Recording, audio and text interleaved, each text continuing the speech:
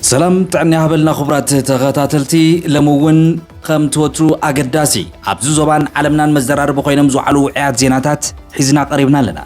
زي ناتنا فرم دمتو خليو حوحات مس فيدرال منغستي إثيوبيا ستور دردري كايدلو بزعبا زبل بصفحات زدرب زلو قداي بترنات إيقولو ولتكاوي حتو حزب تقراي بحيلي يعفنن كبلوون زتنكا حوحات منغستي دايما دايلو نيحاسو توري زرقحلو خبلوون كاسيسولو زرزر قدام مجلس حوحات ون كنا سمعنا دبوب السودان ون أب وسن إثيوبيا ما تقعد خفضنو مخانا ون حزي أوتي الله أبزي زوبا حدي شغلت ون تلاعيلو أبدو بيتو إيرترا زقات أمام مزراربي كستتونلو من قسي إيرترا هاندبت كل الأيرو عطيلو أبزي أب أيرس أنحتون النفاريت ختملس تجديد الله تانا فاريت نمنتاي تخلكلا زرزر حزنا لنا عالم زسم بدا مجلس بريزيدنت أمريكا ترامب كاب نيوكليراوت قعات إيران نسكلا إنا تاريفنا قبل مجلس إهبولو بريزيدنت ترامب نتبسنكي خوينات مأخلاي مبراق أون تونش فزولو واغا ندادن مهدا قدا روسيان ملعال قصونا بريزيدنت فلاديمير بوتين ون ماليسولو زيومن كالوتن حدشت محبراون بوليتيكاون حواريتات بزرزر حزنا قريبنا لنا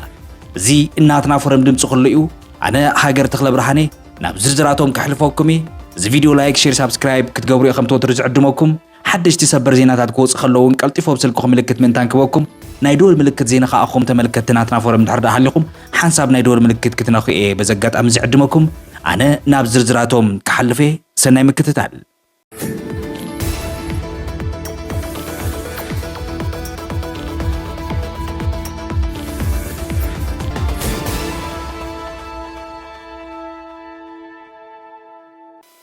مس فيدرال منغستي زغبرنا يزخونه يخون ستور دردر يلن زباويان حارنت تግራይ نزرغ حوره بترنص يغلو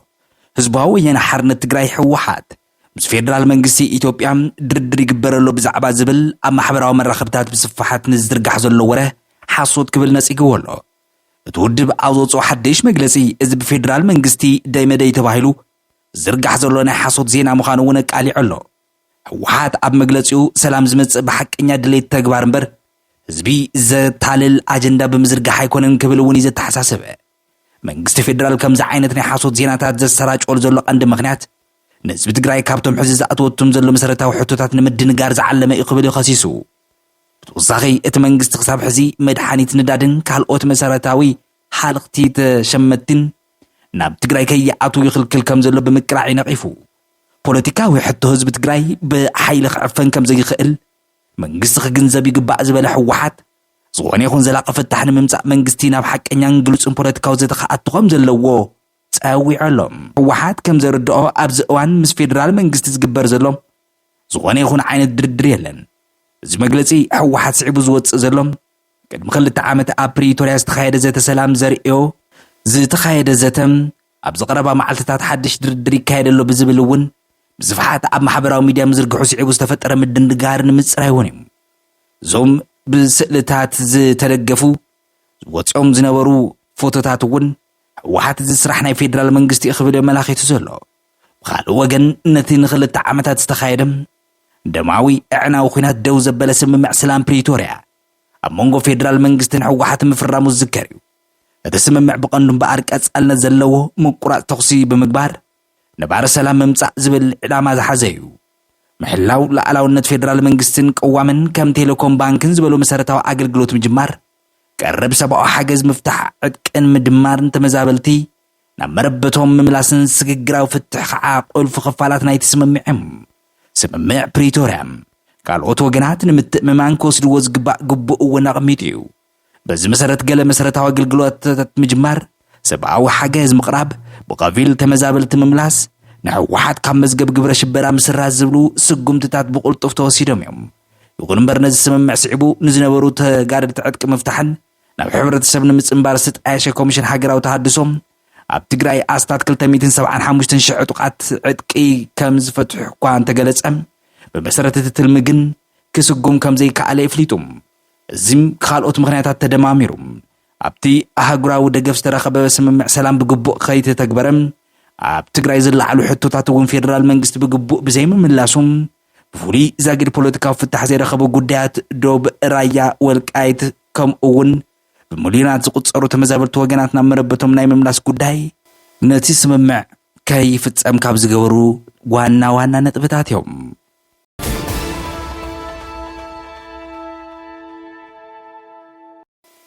هاجر الدبوب السودان اب وسنا وسن إثيوبيا متقعتي كتفنو مخانا فليت ألا واناوي حبريتا خمز حبرو منجست الدبوب السودان اب كباب دوب إثيوبيا وتادرا اوبريشن مجمار مدلواتي كايدلهم زحارة غازم الأسقمتي اب مبرقاو كفالة هاجر كايد مخانو زغلص منجستي دبوب السودان اب تخباب زنورو نبرت دمام بوتو ام غديفوم كوصو عزيزلهم مز مخنيات باشحات زقصور نبرت ختمام اكوبو اتا بتقامتي زقاصصروا زلو ختما بمصا ناب ኢትዮጵያ ይስደደለው መንግስቲ ደቡብ ሱዳን እዚ ትእዛዝ እዚ ምሸት ቀዳማ ሀብ ዝፍለጥ ኮይኑም እቲ ግዜ ገደብ ድማ ሎም ሶኒ እውን ከም ዝቅጽል ተፈሊጡ ዘሎ ሕጂ እታ ከተማ ባዶ ትኸውነላ ቆልዑን አረጋውያን እውን ወፂኦም ናብ ኢትዮጵያ ይስደዱ ከም ዘለው ምንጭታት ገሊጾም ኣለው ቀደም ኣብ ዝሓለፈ ሰሙን ማለት እውን በዓርብ ዕለት ሰራዊት ደቡብ ሱዳን ኣብ ከተማ አኮቦ ዝርከብ ሓይሊ ሰላም ምሕላው ሕብራት ሃገራት እቲ ቦታ ገዲፉ ክወፅእ ትእዛዝ መሃቡ ዝከሪም ወሃብ ቃል ሰራዊት ደቡብ ሱዳን ኣብ ዝሃቡ መግለጺ ኣብ አኮቦን ከባቢኣን ኣዝዩ ገፊሕ ወታደራዊ ወፍሪ ስለ ዝጅመር ዘየድሊ ጉድኣት ንምውጋድ መንግስታውያን ዘይኮኑ ትካላት ሰላማውያን ሰባት እቲ ቦታ ገዲፎም ክወፅኡ ንሓትት ክብል ኣፍሊጡ ነይሩ ከተማ አኮቦ ሕጂ ኣብ ቤት ማእሰርቲ ዝርከቡ ብነብር ምክትል ፕሬዝደንት ደቡብ ሱዳን ሪክ ማቻር ዝምራሕ ምንቅስቃስ ህዝባዊ ነጻነት ሱዳን ዝሽማግሉን ሓደ ካብቶም ቀንዲ ኣድላይ ቦታታት እዮም ዝኩነታት እዚ ኣብ ምብራቃዊ ኣፍሪቃ ሓድሽ ሻቅሎት ድማ ብኻልእ ገጽ ተፈጢሮሎም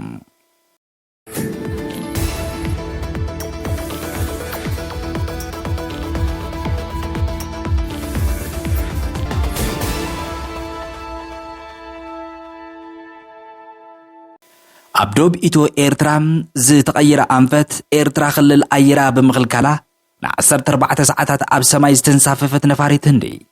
ሓንቲ ናይ ህንዲ መንገዲ ኣየር ዝኾነት ኢንዲጎ ነፋሪት መንገደኛታት ናብ ከተማ ማንቸስተር ብሪጣንያ እንዳተጓዓዘት ከላ ኣብ ጥቃ ዶብ ኢትዮ ኤርትራ ምስ በጽሐት ብሃንደበት ኣንፈት ቀይራ ናብ ዝተወገሰትሉ መምላሳ መዘራረብ ዛዕባ ኮይኑ ኣሎ እታ ቦይንግ 787-9 ድሪም ላይነር ዝተባሃለት ነፋሪት ቁጽሪ በረራኣ 6A33 ዝኾነት ነፋሪት ማልሶኒ ካብ ዓለም ለኻው መዕረፎ ነፋሪት ኢንድሪን ጋንዲ ኒው ዴልሂ ተበጊሳ ናብ ማንቸስተር ዩናይትድ ኪንግደም ንምእታውያ መደብ ሒዛ ነይራ ይኹን እምበር እታ ነፋሪት ን8 ሰዓታት ኣብ ሰማይ ምስ ተጓዓዘት ልክዕ ዶብ ኢትዮ ኤርትራ ምስ ተጸግዐት ግን ዘይተጸበየቱ ዕንቅፋት የጓኒፍዋ ማዕከናት ዜና ህንዲ ኣብ ቀረባ ሰዓታት ከም ጸብጸብኦም ጠንቅናይ ዝሃንደበታው ለውጥ ኣንፈት በረራ መንግስቲ ኤርትራ እታ ነፋሪት ብኽልል ኣየሩ ንኽትሓልፍ ፍቃድ ብምኽልካል እዩ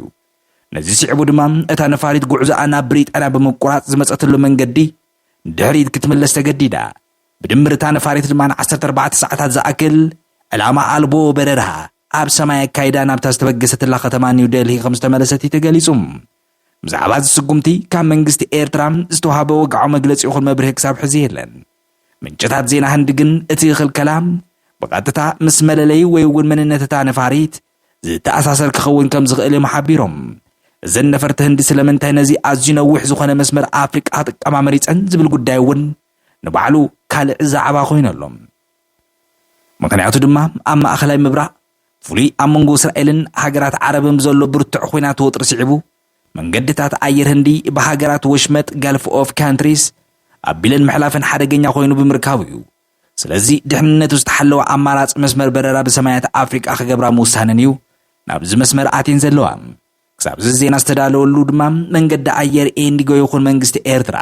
ብዛዕባ እዚ ንተጓዓዝቲ ብርቱዕ ድኻምን ምድንጋርን ዝፈጠረ ተጓንፎ ብዕሊ ዝበልዎ ወይ እውን ዝሃቦ መግለፂ የለን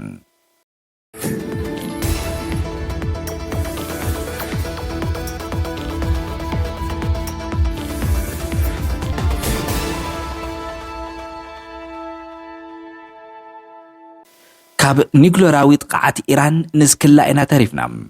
ፕሬዝደንት ትራምፕ ቅልውላው ነዳዲ ንምፍታሕ ምስ ፑቲን ከም ዝተዘራረቡ ተፈሊጦሎም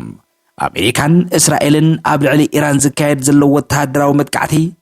መበል 10 መዓልቶም ዝሓዘሉ እዋን ፕሬዝደንት ኣሜሪካ ዶናልድ ትራምፕ ሰፊሕ ጋዜጣዊ መግለፂ ሂቦም ኣለው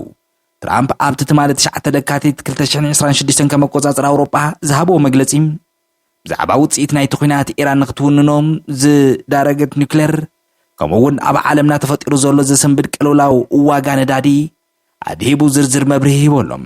ትራምፕ ነቲ ሚድናይት ሃመር ብዝብል ስያመ ዝፍለጥ ወተሃደራዊ ስርሒት ኣብ ታሪኽ ዓለምና ዝዓበየ ክስተት እዩ ክብል ኣድናቆቱ ገሊጾሎም። ብመሰረት መግለፂ እቲ ፕሬዚደንት ኣሜሪካን እስራኤል ኒውክሌራዊ ዓቕሚ ኢራን ሙሉእ ብሙሉእ ኣዕንዮን ተወሳኺ 51 ናይ ውግእ መራኸቢ ኢራን ከም ዝዓነዋን መዐሸጊታት መፍረይታት ድሮን ከምኡ መወንጨፊ ሚሳኤላት እውን ተደምሲሶም ኣለዉ። ማእኸላይ መፍረይ ድሮን ኣበይ ከም ዘሎ ብልክዕ ንፈልጥ ኢና፣ ሓደ ብሓደ ድማ ንዕንዎም ኣለና። ዓቕሚ ሚሳኤል ኢራን ናብ 10 ሚእታዊ ወይ እውን ካብኡን ታሕቲ ወሪዱ ኣሎ ዝበለ ትራምፕ ኣብ ሓንቲ መዓልቲ ጥራሕ 5,000 ዝኾኑ ቁልፊ ዕላማታት ከም ዝተወቅዑ እዩ መግለፂ ዝሃበ። እቲ ዝበለጸ ክፋል መግለፂ ትራምፕ ብዛዕባ ኒውክሌራዊ ዓቕሚ ኢራን ዝተዛረበሉ እዩ። ኣሜሪካ ቅድሚ ኣዋርሕ ኣብ ልዕሊ ትካላት ኒውክሌር ኢራን ቀዳማይ መጥቃዕቲ ብምፍጻም ዓቕማ እንተዘይተምክኖ ነይራ ኢራን ኣብ ውሽጢ 2 ሰሙን ብኒውክሌር ዝተዓጠቐት ሃገር ምኾነት ነይራ ኢሎሎም። እዚ ሓቂ እዩ። 2 ሰሙን ጥራይ ተሪፍዎ ነይሩ። እቲ ስጉምቲ እንተዘይውሰድ ኒውክሌር ምተዓጠቐው ነይሮም። እዚ እንተዝዕወትሉ ታሪኽ ዓለም ተቐየረ ነይሩ። ሎሚ እዚ መግለፂ እዚ ኣብ ዝኾይነ ኣይመሃብኩን ነይረ ብምባል እቲ ዝተወሰደ ወተሃደራዊ ስርሒት ዓለም ካብ ከቢድ ሓደጋ ዘርሕደ ምዃኑ ሓደገኛታት እቶም ኩነታት እውን ኣረዲኦሎ ትራምፕ። ነዚ ኩናት ስዒቡ ኣብ ዓለምና ኣዝዩ ዘሰንብድ ምኽባር ዋጋ ነዳዲ እውን ተፈጢሮሎም። ኢራን ነቲ ቀንዲ መተሓላለፊ መራኽቢ ዓለም ዝኾነ ፀቢብ ባሕሪ ሆርሙዝ ብሓፈሻ ማእኸላይ ምብራቕ ኣብ ኩናት ብምእታው ቅድሚ ሕዚ ኣብ $70 ዝነበረ ሓደ በርሚል ድፍድፍ ነዳዲ ሕዚ ናብ $120 ተወንጭፎ ኣሎ። ትራምፕ ነዚ ፀገም ንምፍታሕ 2 መፍትሕታት ከም ዘለዎ ኣመላኺቶሎም። ቀዳማይ ሓይሊ ባሕሪ ኣሜሪካ ተጠቒምካ ነቲ ብኢራን ተዓፅዩ ዘሎ ፀቢብ ባሕሪ ሆርሙዝ ብሓይሊ ምኽፋት፣ ካልኣይ ምስ ዓብዪ መፍረይቲ ነዳዲ ዝኾኑ ሩስያ ምዝራብ እዩ። ኣሜሪካ ብሰንኪ ኩናት ዩክሬን ኣብ ልዕሊ ሩስያ ጽኑዕ እገዳ ነዳዲ ኣንቢራ ምጽናሕ ዝፍለጥ እዩ። ሕዚ ግን እቲ ዓለም ለኻዊ ቅልውላው ምህዳእ ትራምፕ ገጹ ናብ ፕሬዚደንት ቭላድሚር ፑቲን ኣንፊቶሎም። ትራምፕ ኣብ መግለፂኡ ምስ ፑቲን ብስልኪ ተዘራሪብና ኣለና፣ ብዛዕባ ዩክሬን ማእኸላይ ምብራቕን ጉዳይ ነዳድን ኣውሪድና ኣለና። ዝርዝር ብኣዝዩ ጠቓሚ ነይሩ። ፑቲን እውን ሓናፂ ዝኾኑ ሓሳባት ኣልዒሉ ኣሎ። ኣብ ልዕሊ ገለ ሃገራት ሩስያ ዝተነበረ እገዳ ነዳዲ ንምልዓል ጻዕርታት ክንገብር ኢና ክብል እውን እዩ ዘፍለጠ።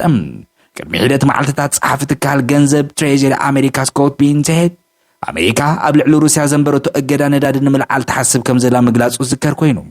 እዚ ናይ ትራምፕ ስልታዊ ዝርብ ከዓ ነዚ ዘረጋግጽ ኮይኑ ኣሎ።